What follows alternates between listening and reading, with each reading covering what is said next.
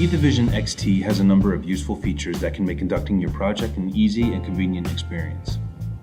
Whether you have just started to familiarize yourself with the software, or you are an experienced user, these tips can help you run your study more efficiently and may even surprise you.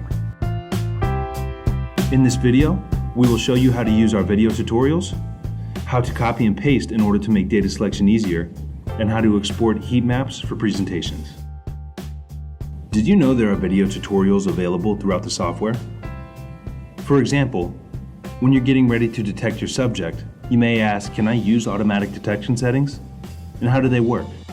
Look for the video icon in the right top of your window.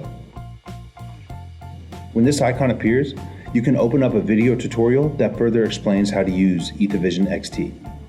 This specific tutorial explains how automatic detection works and how you can fine-tune the settings to better fit your project. Data selection profiles are key if you want to compare time points or treatment groups. With this in mind, copying and pasting components in your data profiles can save you a lot of time. For example, if you want to compare your control and treatment groups, you can first create a filter for the control group. Then, you simply copy and paste this component, change the settings from control to treatment, and you're good to go.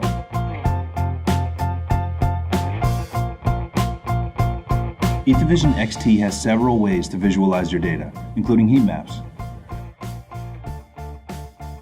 You can even customize how these look. For example, you can show the quadrants or change the background color. You can also easily export individual or multiple heat maps at high resolution. Think about how great this would look in your presentation or publication.